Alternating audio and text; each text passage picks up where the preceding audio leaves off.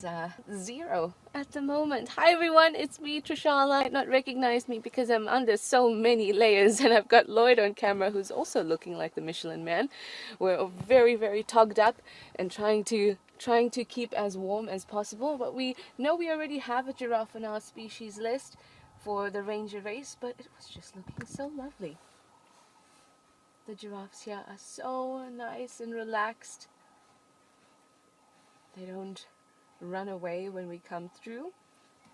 And this is a mama with a little one that's somewhere in the bush as well. Now the sun is, it still has a bit of time, about 20 minutes or so before it rises, but you can see that the sky has brightened up quite significantly, giving us a beautiful view of this giraffe. Now, I didn't see this giraffe pick up a bone or anything like that, but it was quite dark when we got here, so maybe it did, and I just didn't see it. Lots of animals, herbivores, will chew bones, and that's to get extra phosphorus and calcium into their diet, just supplements their nutrients.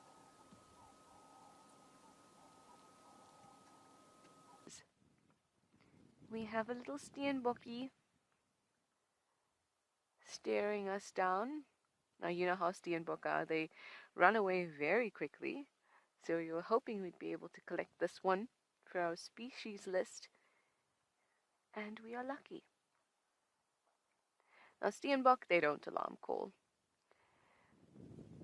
They're very good at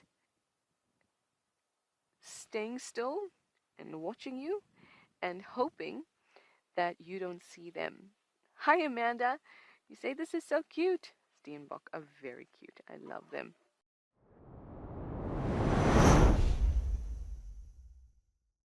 So in true Pridelands fashion, under a canopy of blossoming knobthorn trees, acacia nigrescences, we have an enormous herd of elephants.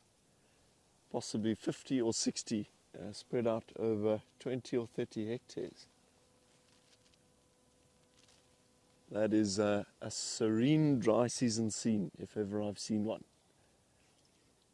A bunch of calves in the center there, a bit of a creche, all roughhousing, and all the big cows just going about their business.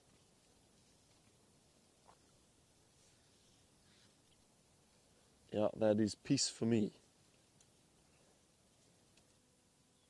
Sure, what a sleepy scene.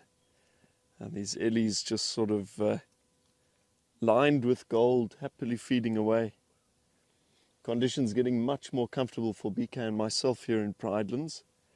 The temperature has pretty much doubled, perhaps even a bit more in the last hour or so.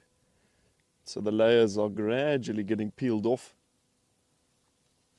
No more need for gloves and beanies.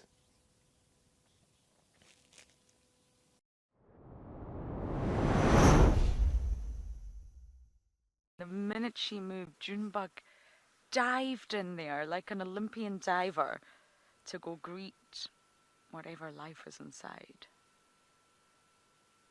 But this is now day number... We saw Ntima give birth on the 27th and it's now the 31st. So I'm convinced in the next few days we might start to see tiny little brown heads or one head pop up. We may not get the best views. Cubs are not going to start wandering around like Junebug is, but we might get a little glimpse. And obviously that's what I'm hoping for.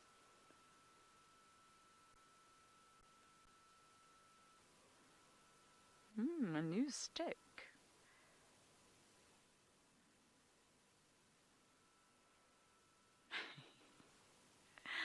Oh, I can't wait for the day that food is actually brought back to the den for little Junebug. You will lose your little mind, won't you? Oh. Are we going to take it back to... Oh, no, we're going to drop it. Okay.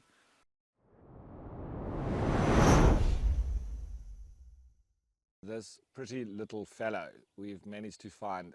As I've suggested, it's very cold, and so you can see with this little bird also just sitting in the sun trying to warm up. This is a brown-hooded kingfisher, and he's doing his best on the little branch sticking out of the wind and getting the sun on him nicely now.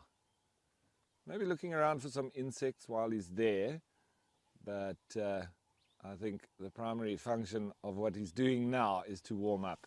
We can hear lots of birds around here.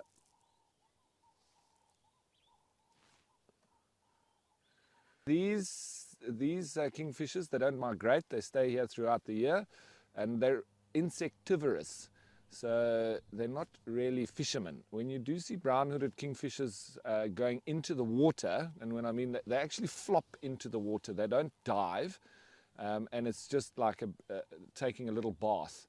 So they wet themselves. You'll often see them doing that, and you could mistake them for fishing, but if you look closely and at what they're doing, their wings sort of open up just as they hit the water. So they splash themselves and then they fly off. It's obviously for feather maintenance and so on, and it's a nice, quick, easy way to bath yourself as a bird. And guess what? We've been able to find them.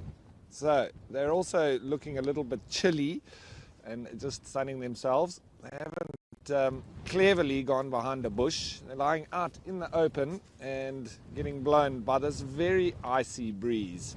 I say breeze, it's a strong wind.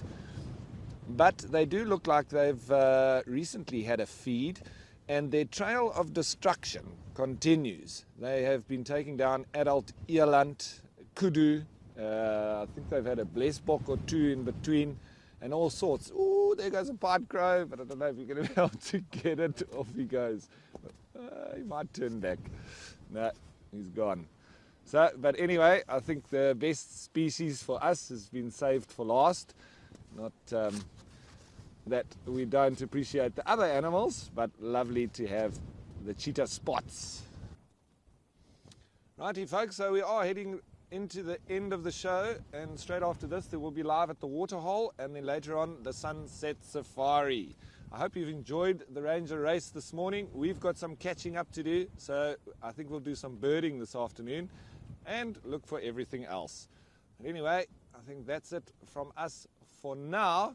From me and Morgan, enjoy the rest of your Morgan, and we'll catch you later. Bye for now.